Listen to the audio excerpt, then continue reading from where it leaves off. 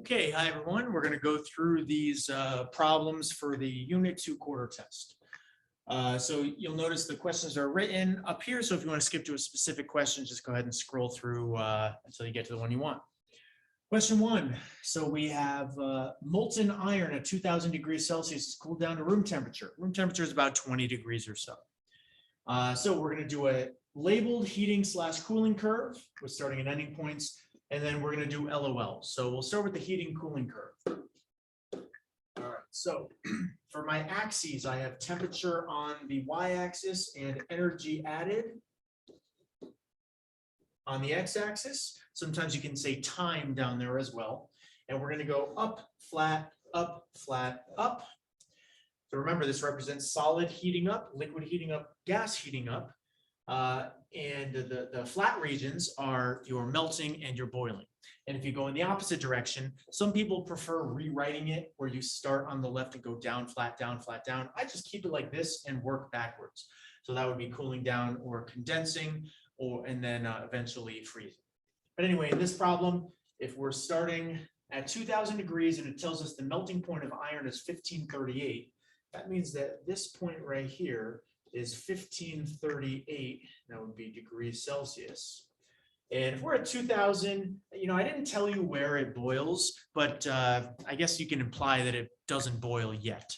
So we're gonna be somewhere around here. So that's my starting point. If we're ending at room temperature, it needs to cool down, then freeze, and then cool down some more. So we're gonna end somewhere down here. Now, how far down? Well, we generally don't need you to list exactly where it's going to end down there. Just show yourself down in that region. All right, so that's the heating curve with labeled points there. If we're going to do LOLs, we're going to need a 3-step problem. Because as we saw on the heating curve, first thing we're going to do is cool down from 2000 degrees down to 1538 degrees. Second thing we're going to do is freeze. What happens at temperature when it freezes? Nothing. Third thing, it's going to drop from 1538 solid down to 20 degrees solid. All right, so 3 steps. I'm going to do my 3 LOLs like this. L, O, L. Let's see if I can squeeze that one in. L, O, L. Let me do this a little better. A little smaller up here. 1, 2. There we go. Okay. So I have ETH and EPH, ETH and EPH. Now, for the sake of time, I won't fill in the ones below the ETH, EPH, but assume it's the same label there.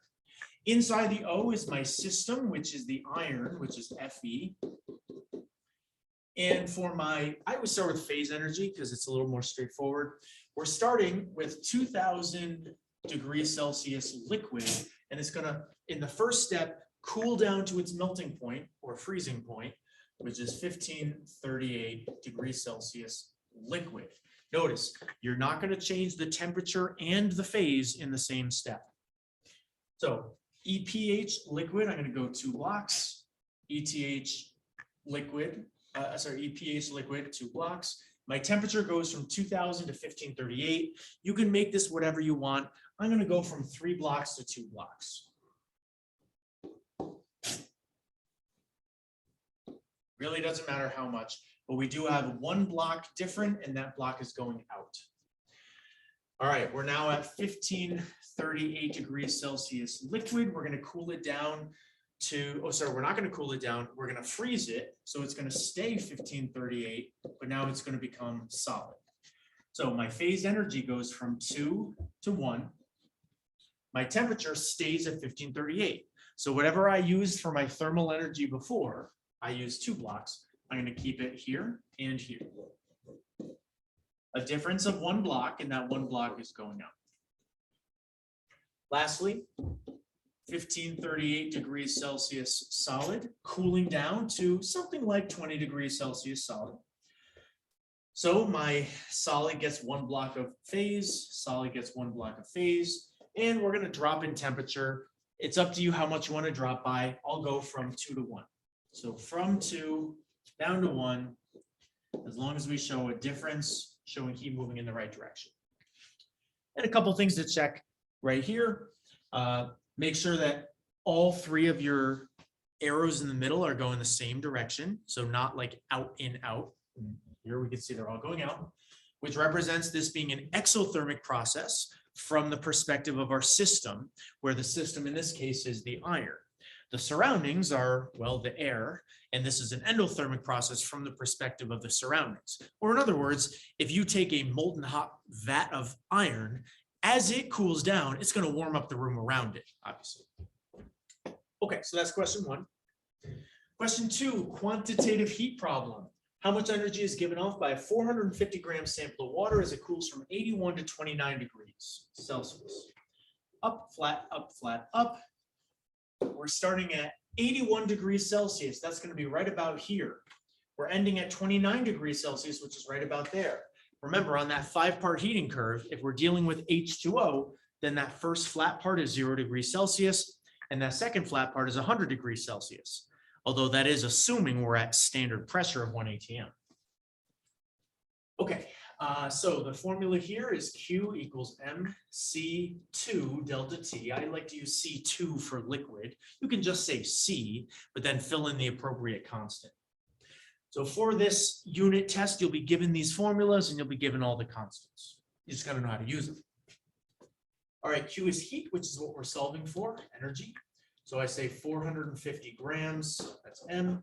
C2 is 4.18 joules per gram degree Celsius.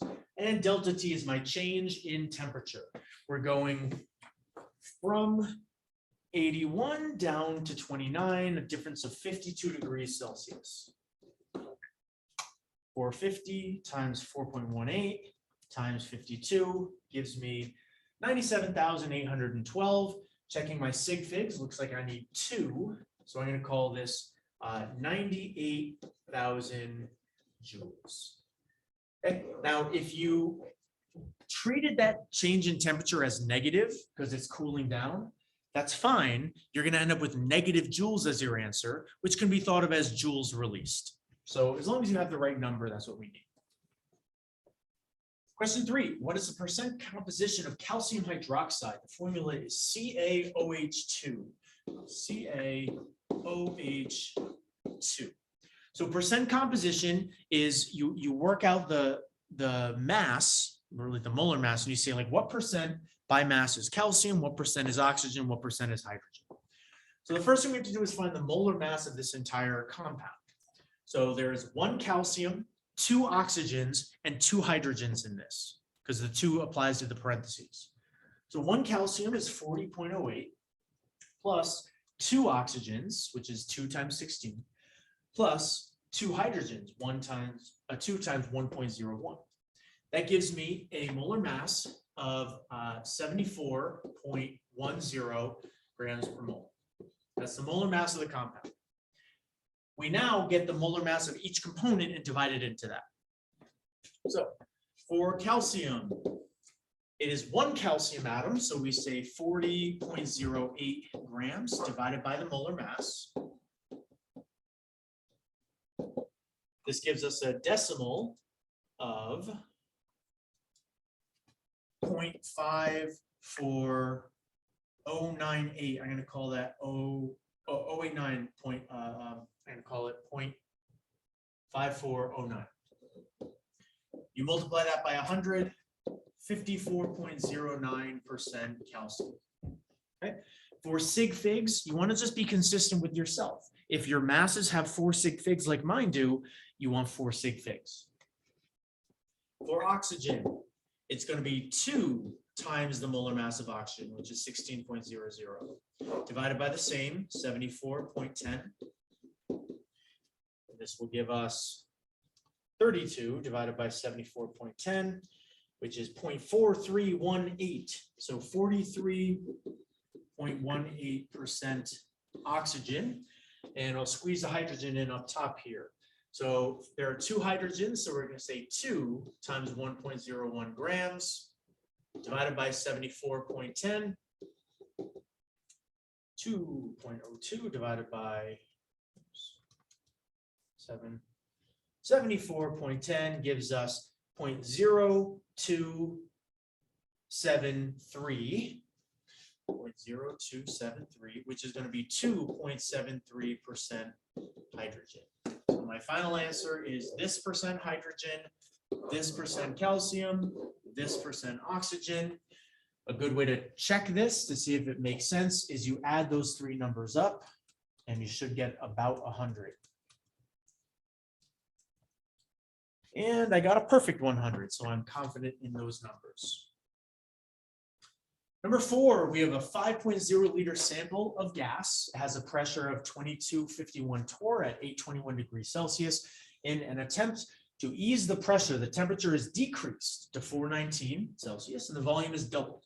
So both of those will decrease the pressure. So we expect quite a big pressure decrease. What's the new pressure? So first of all, what gas law are we dealing with here? Ideal or combined? Well, anytime you have a change, like before versus after, like an initial pressure and a final pressure, that's going to be combined gas law. So let's write down the variables we have. So our starting volume V1 is 5.0 liters. Our starting pressure P1 is 2251 torr. Do we need to turn that into ATM? No, not for this gas law. As long as you, it doesn't clarify what pressure we need. And if you're plugging P1 and P2 in, they have to be the same unit, but it doesn't have to be ATM. That's ideal gas law. That's P1. T1 is 821 degrees Celsius. Can that stay as Celsius? No. Like the one real rule here is you have to put your Celsius into Kelvin. We're going to add 273. Technically, you're going to add 0.15 to the end of that, but that's going to get cut off anyway because of rounding rules. So 1094, 1094 Kelvin. That's T1. Okay, so we're dropping the temperature. T2 is 419 degrees Celsius, which is going to be 692 Kelvin. The volume is doubled. 5.0 is going to double, so it's going to be 10. And technically with 2 sig figs, you're going to call it 10 point. V2 is 10 point liters. And we're looking to solve for the new pressure. Okay, combined gas law. P1 V1 over T1 N1 equals P2 V2 over T2 N2. Is there anything that's left out of this problem? Yes, number of particles. So therefore we assume it's constant and we can leave it out of both parts. All right, let's rearrange this for what we're looking for, which is P2. So P2 is going to equal, we got to get V2 out of here by dividing it and T2 out of here by multiplying it. So it's going to equal P1 V1 T2 over T1 V2. And I like to pause right here and look at that formula and ask myself, am I going to be left with the type of unit I'm looking for? And in this case, my T unit is going to cancel because see how I have T2 on top, T1 on the bottom. So temperature is going to cancel. My volume is going to cancel because I have volume on top, volume on the bottom. I'm left with pressure on the top, which is what I need. So we're good. All right, let's plug away. Let's see what we get.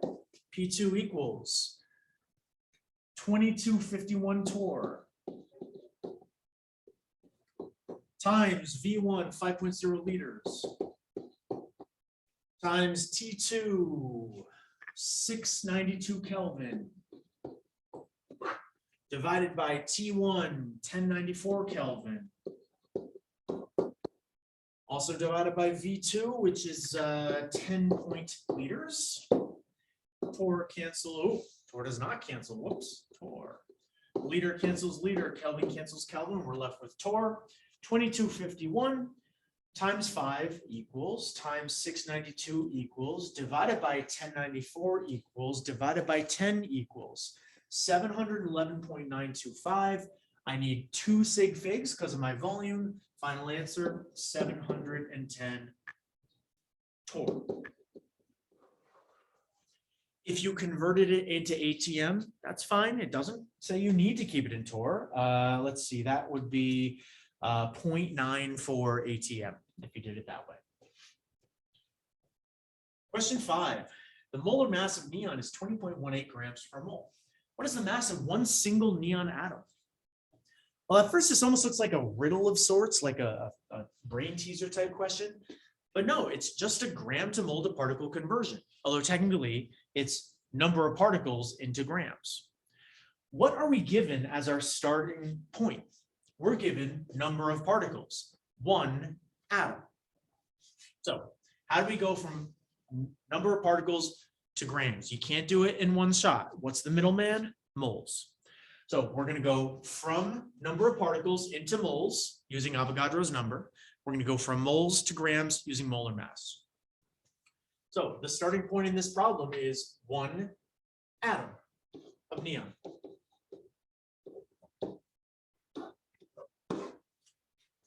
Okay.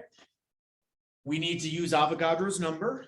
1 mole equals 6.022 times 10 to the 23rd atoms. So we're going to multiply this by 1 mole on top and 6.022 times 10 to the 23rd atoms on the bottom.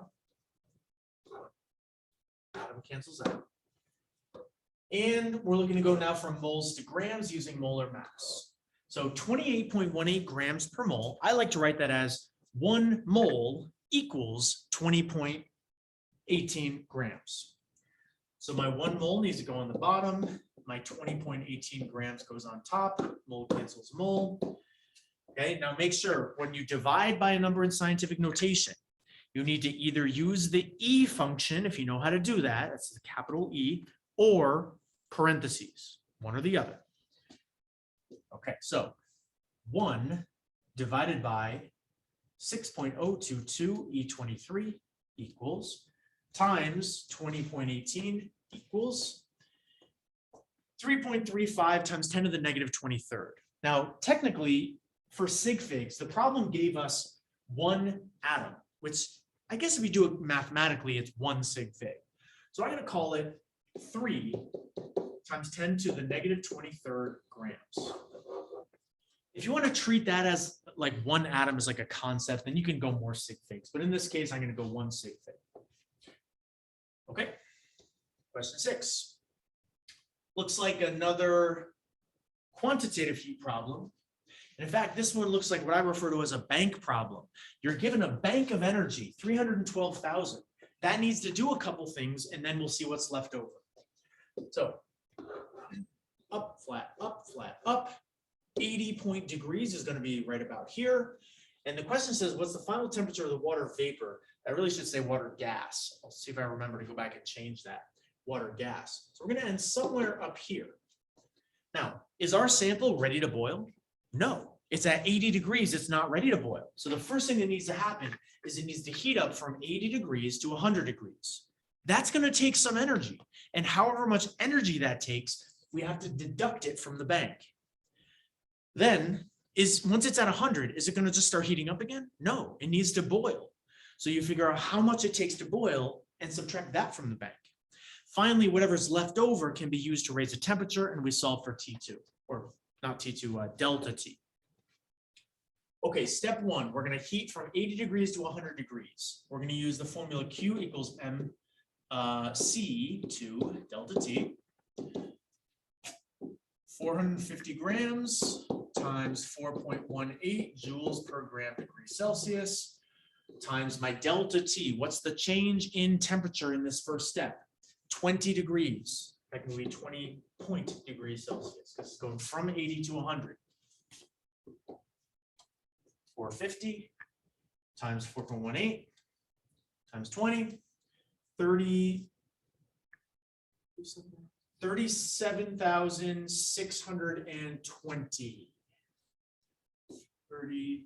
37,620 joules. I'm second guessing myself because I seem to remember getting a different answer before, but let's see. All right, so that needs to get subtracted from the bank. So 312,000 minus 37,620.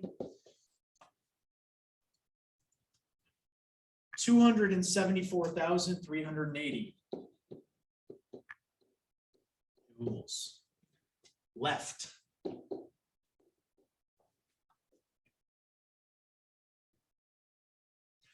That's my mistake. Why did I say 450 grams? I'm sure you're screaming at your computer screen. I'm glad I remembered that being different. 450, it's 125 grams. Whoops. Okay, so 125 times 4.18 times 20 gives us 10,450.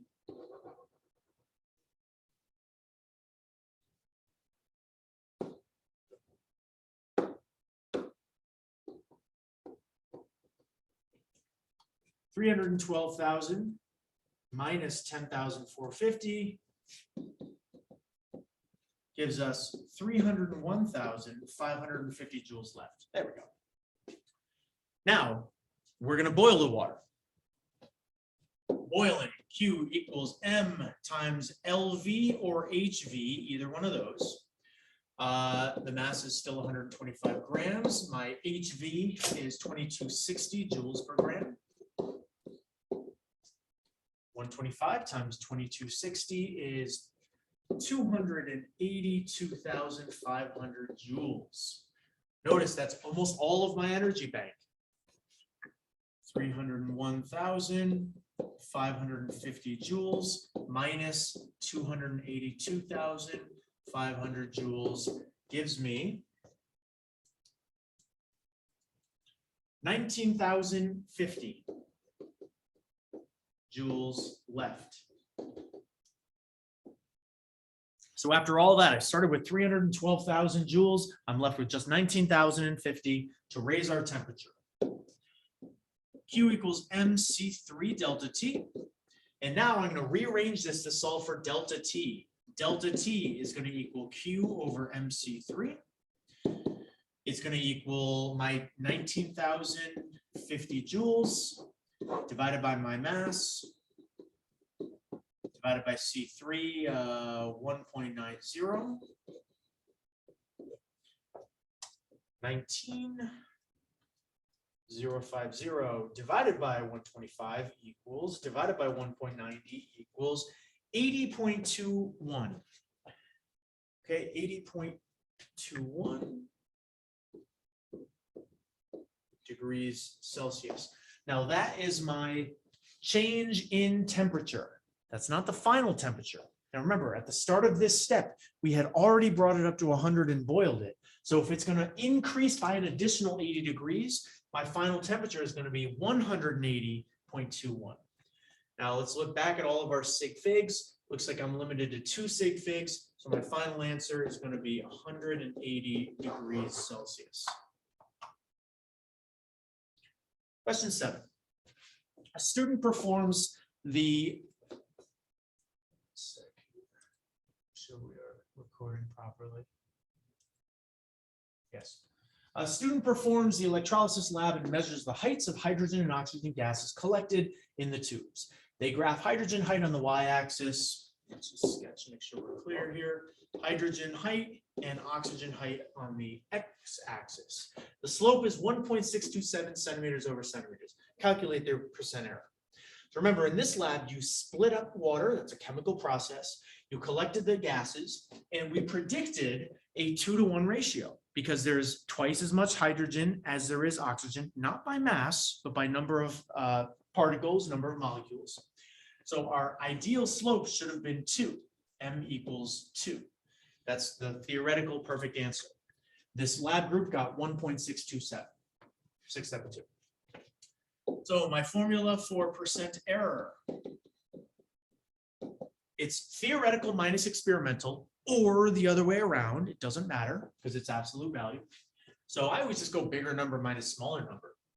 2.000, because really this is like an infinite 2, minus 1.672, divided by theoretical 2.000, absolute value, 2 minus 1.672, divided by 2, gives me 0.164. That's a decimal. You make this a percentage by calling it 16.4%. You multiply that by 100. That makes sense. You know, they tried to get an answer of 2. They ended up getting 1.67. Yeah, they're about 16% off. Did I skip a number? Number 8. What's the percent composition of a substance with that many grams of phosphorus, that many grams of hydrogen? Well, this is, in my opinion, the simpler way of finding percent comp when you're given the masses. So first step we got to do is add these up to get the total. 15.8 plus 1.54, total mass of 17.34 grams. Now, technically, you should really say 17.3 because there's only one decimal place in the 15.8, but we can let that go till the end here. Okay, so my percent phosphorus is going to be my mass of phosphorus divided by my total. My percent hydrogen is going to be my mass of hydrogen divided by my total. 15.8 divided by 17.34. So we get a decimal of 0.9111 with multiply that by 100 to turn it into a percentage, 91.1% P. 1.54 divided by 17.34 gives me 0.0888%. Oh, not percent. That's decimal form. We turn this into a decimal by multiplying it by 100, giving us 8.88% H. That is our answer. Okay. Number 9, draw a labeled heating curve showing 130-degree water vapor. Again, that should say gas. I'll see if I can remember to change that.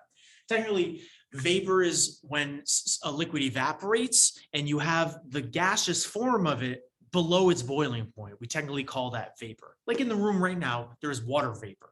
We don't call it water gas because it's not above 100. But if you do have water above 100 in its gaseous form, that should be called gas. When I wrote these questions, I guess I wasn't very careful. Okay, 5-part heating curve. Temperature, energy added, up, flat, up, flat, up. So we're starting with 130-degree water. That's going to be somewhere up here. And we're going to cool it down until it becomes 0.0 degrees Celsius ice. It has to end exactly here. Okay, it can't be on the other side of that flat part because the other side would be when it just cools down to 0-degree liquid and it's ready to freeze. Now it's actually frozen. Okay, question 10. How much energy is absorbed by a 10-point kilogram block of ice as it warms from -12 to -6.0? All right, another quantitative heat problem. So 5-part curve, up, flat, up, flat, up. We're starting at -12. We're ending at -6. It's going to stay in region A, what I refer to it as, and this is going to be a one-step problem. Q equals mc1 delta T. My mass is 10 kilograms. You need to turn that into grams in order to use our proper C value. So we're going to multiply that by 1,000, call it 10,000 grams, times C1, which is 2.10 joules per gram degree Celsius. My change in temperature, we're going from -12 to -6.0, is going to be a difference of -6 degrees Celsius. 10,000 times 2.10 equals times -6, or I guess I should keep the temperature positive. My change in temperature is 6 degrees. Gives me a value of, make sure I get this one right, 126,000 joules. And looking at my sig figs, I'll go with 2 because I have 2 sig figs throughout the problem. I guess you could argue maybe 1 sig fig because my temperature change should really be just a whole number 6 there. So either 100,000 with 1 sig fig or 130,000 is what I'll write. Number 11. Sample of gas occupies a 132-liter tank at standard temperature and a pressure of 535 psi. Now, you don't need to know psi. You don't need to know the conversion. You may find it helpful. You may remember it from the gas pressure demo, was 14.7. But you don't need to memorize that. So I told you 14.7 psi equals 760 mmHg as a conversion. How many moles of gas are in the tank? Well, we have a gas law problem, but notice there's no before versus after. There's no change happening. So this is not going to be combined. This is going to be the ideal gas law. All right, so we're going to write our variables here. So my volume is 132 liters. Liters is exactly what we need, so we're going to keep that just like it is.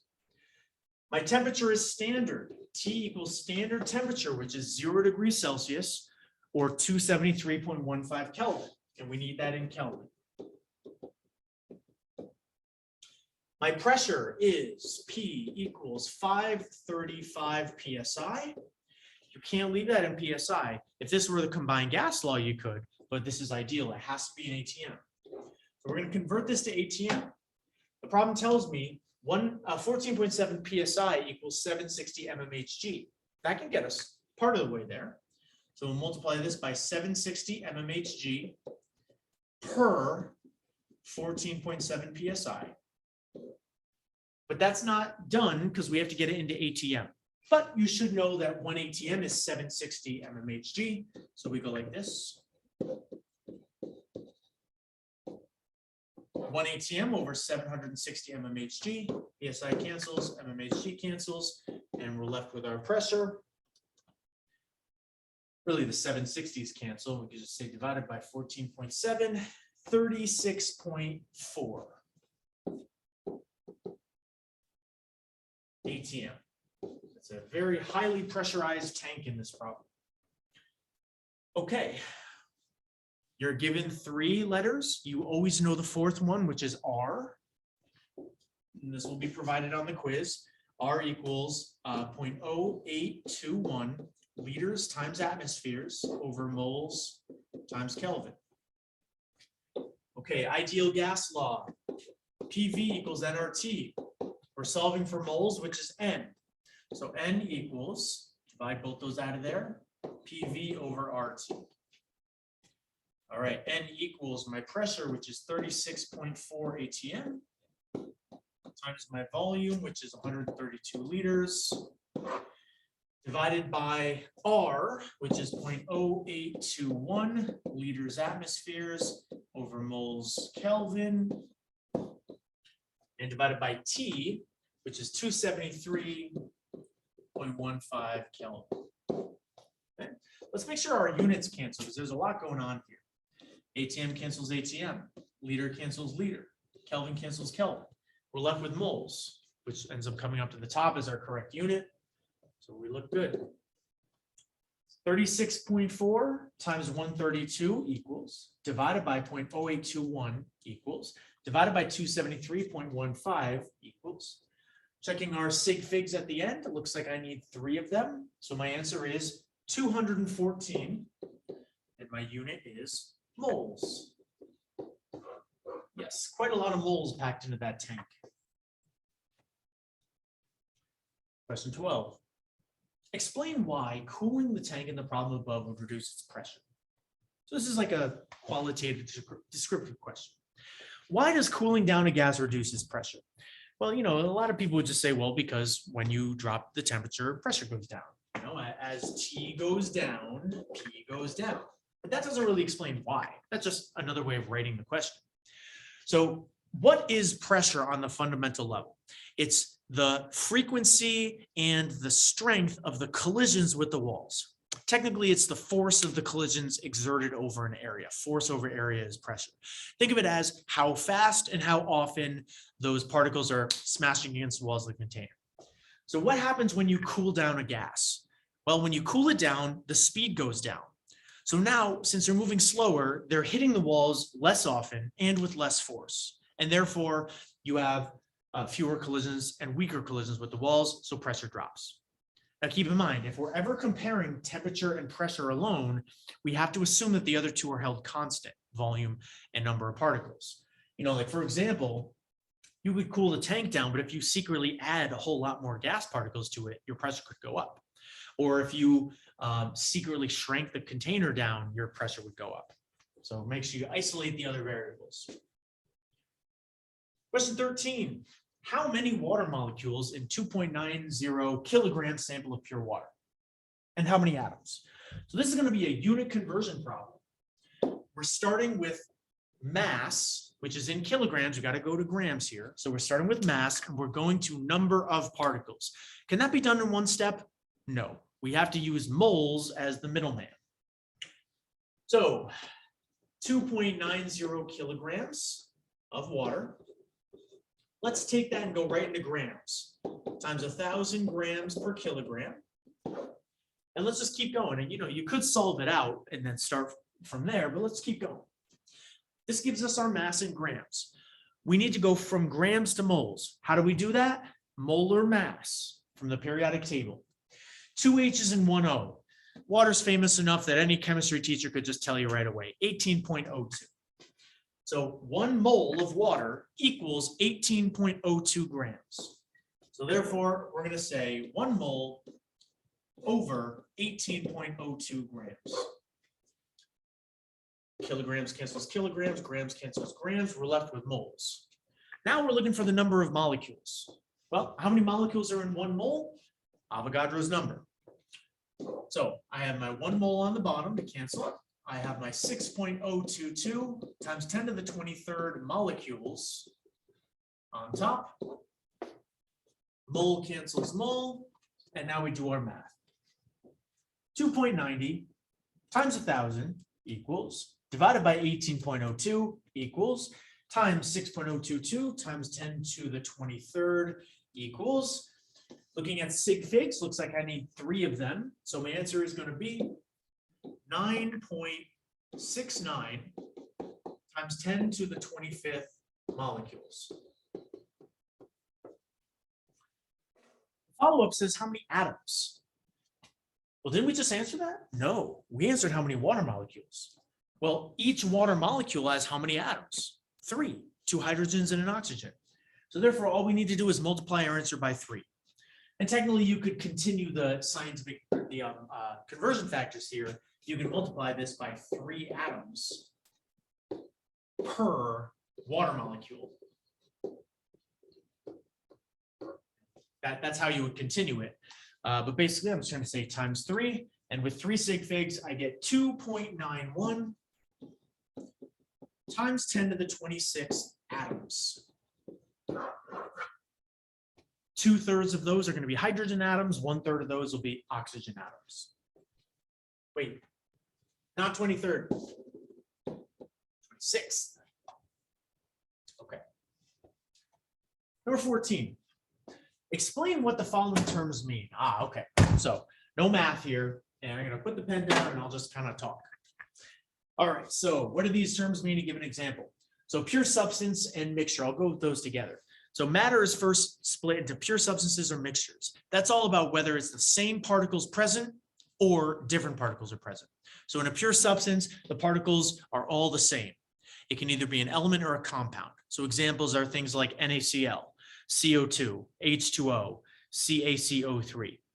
Those are all compounds. Elements, I could point this camera to the periodic table. There's 118 examples for you. So any element or any compound would be a pure substance.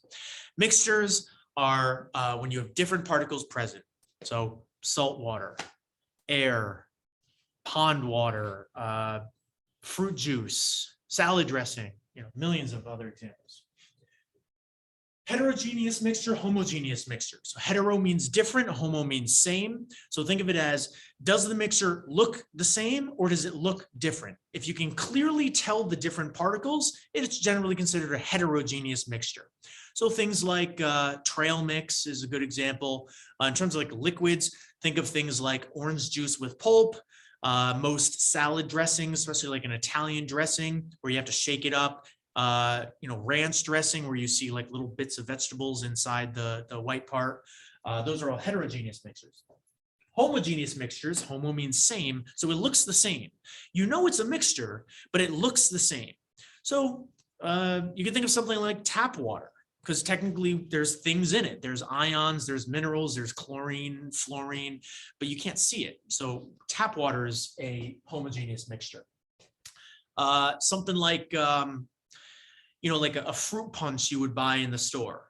It's a mixture, but you can't see the individual particles. Air is a good mixture. If you're looking at me through the camera there's air between us, and that air consists of nitrogen gas, oxygen gas, argon gas, and a bunch of other things. You can't see the individual pieces, so that's a homogeneous mixture. Any kind of alloy is also a homogeneous mixture, like steel, bronze, brass. Those are technically not compounds, and they're not elements, they're not on the periodic table. But if you look at like a brass trumpet, I think brass is copper and zinc, possibly. You could do a quick Google search and see if I'm wrong. But if you look at a trumpet, you can't see the individual elements there. It all looks the same, so it's homogeneous. Solution, colloid, suspension. I'll treat that all together here. So this is a way we distinguish mixtures based on the particle size, technically the size of the particles in the solute. The solute is what gets dissolved, the solvent does the dissolving. And in size order, solutions are the smallest particles, colloids are the middle particles, and suspensions are the largest particles. And one notable characteristic is that in colloids and suspensions, the particles are so large that they, excuse me, they scatter light. The particles are just big enough that when light flows through the substance, it just literally bounces off and bounces around. So a good example you can probably relate to, if you're driving, you probably learn not to use your high beams in fog. And I know here in Wilton, for some reason, we get a tremendous thick fog sometimes. So you don't put your high beams on, your brights, because fog is a colloid. And when you put it on, the light kind of scatters, and all it does is it lights up the fog in front of you. It makes it even harder to see. This is called the Tyndall effect. So colloids and suspensions both scatter light. Solutions don't. Light passes straight through them because the particles are so small. Another way we distinguish these is whether they settle out. And suspensions are when the particles are big enough that they easily settle out, usually in a matter of minutes. So picture something like pond water. If you stomp your feet in pond water, all that mud's going to flow up, right? So think of like muddy pond water as a suspension, because if you give it just a couple minutes, that mud will sink back to the bottom like that. Generally, any kind of food that says shake before eating, like salad dressings and like orange juice with pulp, those are going to be suspensions. Okay, element, compound. These are two types of pure substances. Elements are when it's all the same type of atom. There's 118 of them on the periodic table. Compounds are when you have two or more different elements bonded together. Okay, now just to be clear, you can have two or more atoms bonded together that aren't a compound. For example, what you're breathing in right now is nitrogen and oxygen primarily. The nitrogen is N2. The oxygen is O2. Those are not compounds, even though they're bonded. They're molecules where you have two atoms bonded together, but they're still considered elements, like separately. Air itself is a mixture, but N2 is considered an element. O2 is considered an element. All right, physical versus chemical. Here we go. So physical properties are any kind of properties that you can observe or measure just by looking at the substance, measuring the substance without doing a chemical change. So it's most things you can think of. Color, size, mass, volume, density, solubility, conductivity, malleability, ductility, density, magnetism, boiling point, melting point, heat of fusion, heat of vaporization, tons and tons of physical properties. Chemical properties are properties that you can really only test by performing chemical changes. So the two that I always think of are flammability and reactivity. How do you test if something's flammable? You try burning it. That's a chemical change, so that's a chemical property. How do you tell how reactive something is? You try to react it with things. And if something reacts with something, that term reacts tells us it's going to be a chemical change. So reactivity is a chemical property. Physical change versus chemical change. So a physical change does not create a new substance, a chemical change does. So for chemical changes, you want to think of things like burning, rusting, tarnishing. You can say electrolysis, photosynthesis, digestion, baking something like baking a cake or something. But be careful, just heating something up like in the microwave, or if you like cook your soup on the stovetop, if you're just warming up chicken noodle soup, that's not technically a chemical change if you're just warming it up. Physical changes are going to be, like I said, just heating something up, cooling something down, tearing something, folding something, or any of your phase changes are going to be physical changes. Dissolving also generally considered a physical change, although there are some people that can argue that when you have something like salt, NaCl dissolving, you could argue that because you're going from NaCl to Na and Cl temporarily, it can be chemical. But in general, dissolving is going to be a physical process. And lastly, intensive versus extensive properties. Intensive properties are the properties that are, think of it as true on the inside. Extensive, true on the outside. So what do I mean by that? Intensive properties don't depend on the size of the sample. Extensive properties do. So imagine I have two pieces of metal, the same metal. For my classes, I use like the bottom of this stool. This is steel, right? Well, I also have steel. Don't have anything handy, but like the Bunsen burner handles, right? So I have a little Bunsen burner handle and the stool legs here. What's the same about these? Well, they both have the same density. They both have the same conductivity, malleability, ductility. They both have the same melting point. They both have the same boiling point. These are all intensive properties. They're true on the inside. It doesn't matter the size of the sample. As long as it's steel, it's going to have the same intensive properties. Extensive properties are different though. It would be things like mass and volume. These change depending on the size of the sample. And why is this important? Because in order to identify mystery substances, you always seek out intensive properties. You know, if I hand you a block of metal and you find the mass, can you now identify it? No. But if you find the mass and the volume and find the density, which is intensive property, now you can compare that density to any other metal and see what you get. Or you can try melting it, heat it up until it melts. What temperature does it melt at? Well, that's an intensive property. You can now compare that to, you know, like a reference table. Okay, long question. Ooh. All right, another talking question, number 15. Give the name or symbol of two elements from the following categories. All right, so before I go through this, make sure we know the basic vocabulary here, that on the periodic table, we have horizontal rows, which are called periods. We have vertical columns, which are called groups or families. So there's 18 groups, 8 or 18 families, and there's 7 periods. Okay, so noble gases are group 18. Helium, neon, argon, krypton, xenon, radon, and oxygen. You know, the bottom ones are much less common. Alkaline, or just a comment on noble gases, they're famous for being non-reactive. And why are they non-reactive? Because they have a full outer shell. Their valence electrons are full. They don't want to gain anymore. They don't want to lose anymore. They are what all the other elements aspire to be. So they don't bond with anything else generally. And we call them noble gases. And really the history of that term is that back in the 1800s, the nobility would never mingle with the common folk on the street. They would always keep to themselves. That's what we call these noble gases. Alkaline earth metals, that is group 2. Beryllium, magnesium, calcium, strontium, barium, and radium if it really kind of exists in any large quantities. These have 2 valence electrons. They're a little less reactive than the alkaline metals to their left. And they're always trying to lose their 2 electrons to get to 0, which therefore means 8. Now, how does 0 mean 8?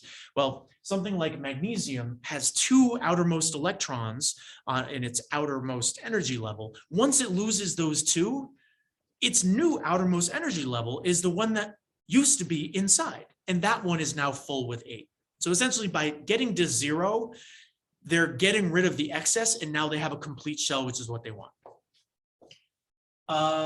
Alkali metals, that's the group 1 metals. Now notice hydrogen is in group 1. Hydrogen is not an alkali metal because it's a non-metal. So lithium, sodium, potassium, rubidium, cesium, francium, these are the alkali metals. They have 1 valence electron. Therefore, they are very reactive because the closer elements are to getting to a complete outer shell, the more vigorously they're going to react to do it. These are so close. It's like they're in mile 26 of a marathon. So they're going to sprint for that last little bit because they're so close to the end. Halogens, group 17, fluorine, chlorine, bromine, iodine. These have 7 valence electrons. So they are also going to sprint for the finish, but they're going to do the opposite of the alkali metals. The alkali metals want to get rid of 1 electron to have a full shell. The halogens want to gain 1 electron to get a full shell. So they both react vigorously, but for opposite reasons, and really in opposite ways. Transition metals. These are the metals in the middle of the periodic table. So groups 3 through 12, and also kind of at the bottom of groups 13, 14, 15, 16. Like for example, tin and lead, which are both ones that sound weird with their symbols. Tin is SN. I think it was from like the Latin or Greek stannum, something. Lead was originally like plumbum, something like that. Latin people can probably correct me on that. So SN and PB are both considered transition metals, even though they're not in group 3 through 12. But all those other metals in groups 3 through 12, plus those at the bottom, transition metals. There's dozens and dozens of them. Scandium, titanium, vanadium, chromium, manganese, iron, cobalt, nickel, copper, zinc, and many others. Metalloids. So on the periodic table, you should know that the metals, well, here's the best way to describe it. So on a periodic table, there's often a staircase. See the staircase right here, that zigzaggy thing right there? That shows where the metalloids tend to be. So the metalloids are generally accepted as boron, silicon, germanium, arsenic, antimony, and then certain textbooks will call other elements not metalloids and others not. It's not like there's a perfect clear-cut category, but the metalloids tend to be along that staircase. The metals are to the left of them, with one exception, hydrogen. The non-metals are to the right of them, plus hydrogen. And metalloids have sort of some properties of metals, some properties of non-metals. Sometimes they're even called semi-metals, like half metals. But yeah, in general, you should know that the metalloids tend to be along that staircase. The non-metals are up and to the right, plus hydrogen. The metals are to the left of it. All right. 3 more, I believe, or 4 more. Question 16. A 840 milliliter sample of gas occupies this. Let's see what type of problem. So we're going to be doubling the volume and increasing the temperature. So we are changing the properties of this gas. Is this going to be ideal gas law or combined gas law? Well, this is going to be combined gas law because we have a change in the properties, changing the gas around. All right, so 840 milliliters, that's going to be my starting volume.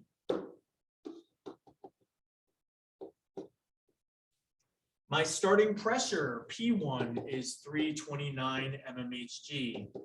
Now, can I leave these as is? Yeah, you can leave. You don't need to use liters and ATM. That's only for ideal. My starting temperature, T1, is 21 degrees Celsius. You have to change that. So add 273 to give us 294 Kelvin. The volume of the gas is doubled. So we got to do a little bit of math here. So 840 is going to double to 1680 milliliters. The temperature is going to increase to 42 degrees Celsius. So 42 plus 273, 294, 315. Let me just check. I hate to get this wrong because I try to do this in my head. 42 plus 273, yeah, 315. No. And by the way, why don't I say 315.15? Because by the rules of addition, when we have 42 degrees, that's rounded to the nearest whole number. So when we add 273.15, we round it to the nearest whole number, which is 315. We're looking for the final pressure, P2. So I wrote the gas law one way last time. I'm going to write it the alternate way. It's actually my preferred way. P1 V1 T2 N2 equals P2 V2 T1 N1. That's my preferred way because there's no denominators. Now, is anything held constant here? Yes. Number of particles was not mentioned, just like last time. So get rid of those. We're looking to solve for P2. So we need to divide V2 T1 out of here and divide it here. And they cancel out on this side. And there's our formula. All right, let's plug away. So P1 is 329 mmHg. V1, 840 milliliters. T2, 315 Kelvin, divided by V2, 1680 milliliters, divided by T1, 294 Kelvin. Milliliter cancels milliliter, Kelvin cancels Kelvin. I'm left with mmHg, which makes sense. 329 times 840 equals, times 315 equals, divided by 1680, oops, equals, divided by 249, gives me 176.25. Checking my sig figs. Looks like because my volume is 2 sig figs, I'll call this 180. And my unit is mmHg. If you did turn that into ATM, which you didn't have to do, but you can, your final answer would be about 0.24 or so. Question 17, 2 parts. So first, particle diagram before versus after. Your picture should accurately represent the difference between differences in P, B, N, and T. Okay, so before on the left, after on the right. So the first thing we're going to do is draw our box, our container. Now, did the container change? Yes. The volume of the gas doubled. So my before can look something like this, and my after is going to look bigger. It should look twice as big. Really, that's probably more than twice as big, but you know, as long as I see a difference. Let's add our gas. Now, did our number of particles change? No. So that should be represented. However many particles you choose to draw should be consistent. If I choose 3, I'm going to keep it at 3. We need to add whoosh lines to show temperature. So what happened to our temperature? Temperature went from 294 to 315. It got hotter. So we're going to represent that with smaller whoosh lines on the left, bigger whoosh lines on the right to show our temperature increased. And lastly, pressure. Our pressure went from 329 to 180. It dropped. So I'm going to do smaller, I'm going to do bigger pressure arrows on the left and smaller pressure arrows on the right. So this now accurately shows P, V, N, and T. So that's what you want to be careful with. Part B.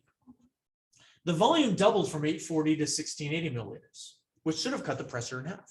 And that's true. If you double the volume of a gas, all else constant, the pressure cuts exactly in half. The temperature doubled from 21 to 42, which should have doubled the pressure, which is again true. If you double the temperature, your pressure will double. So the volume increase should have cut the pressure in half. The temperature increase should have doubled the pressure. Shouldn't these two cancel each other out and the pressure wouldn't change? What's the flaw in this logic? Hopefully you figured this out. The temperature didn't really double. It doubled in Celsius, but that doesn't mean anything. Celsius is a man-made thing. The true temperature scale is Kelvin. Only when the Kelvin temperature doubles has something's temperature truly double. And what do I mean by temperature truly double? I mean it's now moving twice as fast. And we can even look back. The true temperature went from 294 to 315. That barely got any faster. You know, it only increased in speed by like 5%. And notice that the volume did in fact double. That's why the pressure dropped so much. You know, you might have said, hey, isn't it weird that my temperature increased and yet its pressure decreased? We're not used to drawing big whoosh lines and small pressure arrows. But that's because our volume increase was much greater percentage than our temperature increase. All right, 2 more. Empirical formulas. So make sure you check with your teacher to see if empirical molecular formulas will be on your class's version of the test. All right, a compound contains 6.12 grams of nitrogen and 24.9 grams of fluorine. What's the empirical formula? So what we're going to do is turn each of these into moles and look for the mole ratio. If you see the obvious mole ratio, you have your answer. If you don't see the obvious mole ratio, you divide by the smaller number, and that forces one of them to become 1. And then you'll have a something to 1 ratio. So 6.12 grams of N and 24.9 grams of F. Let's turn these into moles. So for nitrogen, we're going to multiply this by 1 mole over 14.01 grams. That's the molar mass of nitrogen from the periodic table. For fluorine, multiply it by 1 mole over 19.00 grams. That's the molar mass from the periodic table. 6.12 divided by 14.01 gives me 0.43 0.37 moles of N, nitrogen. 24.9 divided by 19 gives me 1.31 moles of fluorine. Can you look at those numbers and tell an obvious ratio? Not really. So what do? Divide by the smaller number. Which one's smaller? The top one. So divide by 0.437, divide by 0.437. This forces the smaller one to become 1. 1.00 moles of N. 1.31 divided by 0.437 gives us 2.9977. That rounds to 3.00 moles of F. And now we can clearly see that we have a 1-to-3 ratio. We're going to write this as NF3. That's our empirical formula. For part B, if the molecular weight is 142 grams, what's the molecular formula? Now remember, the empirical formula is the simplest ratio. So the compound in question has an N to F ratio of 1-to-3. The molecular formula is a true formula. It might be NF3. It might be N2F6. It may be N1000 F3000. Here's how we tell. You find the molar mass of the empirical formula and compare that to the formula weight or molecular weight or molar mass given in the problem. So NF3, N is 14.01 plus 3 times 19.00 gives me 71.01. So this is 71.01 grams per mole. Look at what it says in the problem, 142. Can you notice a pattern? Yeah, 142 is exactly twice 71. In other words, the true formula is twice as heavy as NF3. And since we know the ratio is 1-to-3, you treat the 2 as like a multiplier, and the molecular formula is going to be N2F6. That's my molecular formula. All right, last question. Same thing, the only difference is I gave you the percent composition. If we do this, the easiest way to do it is to assume it's a 100-gram sample, and therefore each of those percentages just becomes grams. So 40.0 grams of C, 6.71 grams of H, and 53.3 grams of O. Technically, you can assume it's any mass you want, but by making it 100, it's super easy. You just literally swap out the percent and write a G. Okay, we're going to turn these each into moles.